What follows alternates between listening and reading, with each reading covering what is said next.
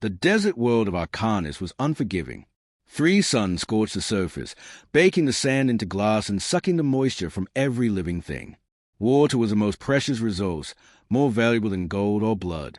Those who controlled it held power. Those without it suffered. At the center of the trade city of Mortez, the rulers had built towering cisterns filled with purified water, guarded night and day by armored soldiers. The poor and the desperate were allowed none of it unless they could pay, and few ever could. That was why she risked it. The alien girl was no older than 16 in human years, her thin body covered in pale turquoise skin that shimmered faintly under the suns. Her species, the Varians, were known for their live frames and haunting violet eyes. She was barefoot, ribs visible beneath the rag she wore, lips cracked with thirst. Her name was Era, and she hadn't had a drop of water in 2 days.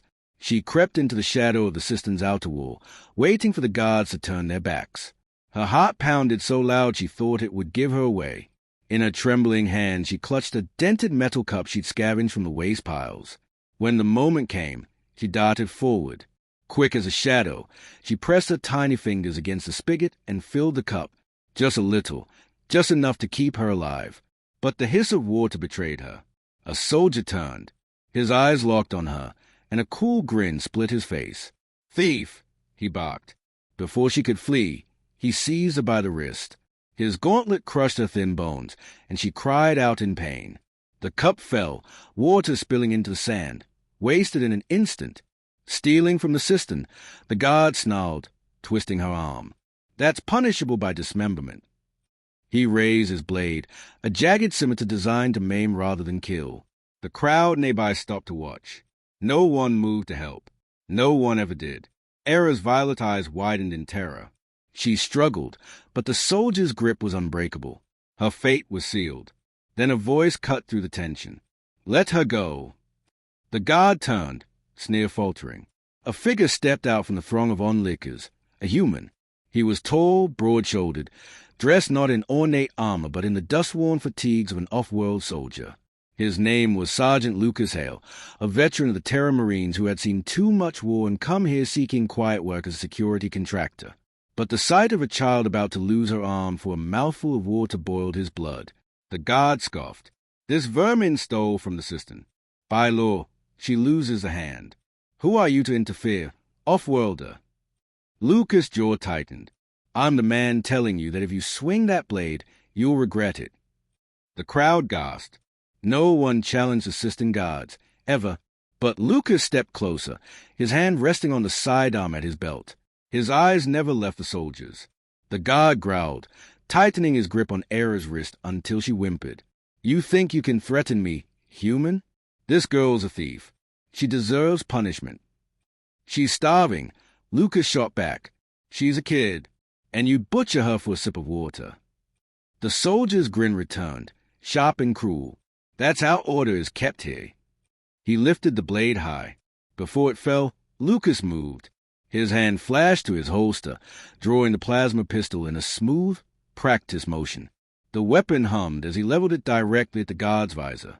"Drop the sword," Lucas said, voice low and steady. For a heartbeat, no one breathed. The guard's eyes flicked between the pistol and Lucas' face. He saw the steady calm in the human's gaze, the kind of calm only a soldier who had stared death in the eye could carry. Slowly, reluctantly, the guard lowered his blade. Lucas yanked the girl free from his grasp and shoved her behind him. She clung to the back of his jacket, trembling. The guard snarled, "You've made an enemy today, human." Lucas didn't flinch. Wouldn't be the first. With a hiss of contempt, the guard spat on the ground and backed away. The crowd murmured in shock as a man slunk off, humiliated. Lucas holstered his weapon and crouched to meet Era's wide violet eyes. She was shaking, clutching her nearly broken wrist. "You all right, kid?" he asked gently. She nodded weakly, though tears streaked her dusty cheeks. They would have cut me." "Not while I'm here," Lucas said firmly. He pulled a flask from his belt and handed it to her. "Drink." Her hands trembled as she unscrewed the cap. She hesitated, as though expecting him to snatch it back, but when she saw only kindness in his eyes, she raised it to her lips. The water was lukewarm, metallic, but to her, it was life itself. She drank greedily until her body couldn't take more, then gasped for breath. Tears filled her eyes again, but this time they weren't only fear, they were gratitude. "Why?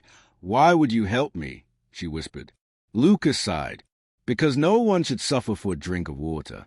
Not while I can do something about it." From that day forward, the people of Mortis whispered about the human who defied the Sistine guards. The alien girl who nearly lost her arm became his shadow, following him through the city streets. To Lucas, she was a reminder of why he'd become a soldier in the first place, not for conquest, but to protect those who couldn't protect themselves. And to Era, he was more than a protector. He was proof that compassion still existed, even in a world where water was worth more than life.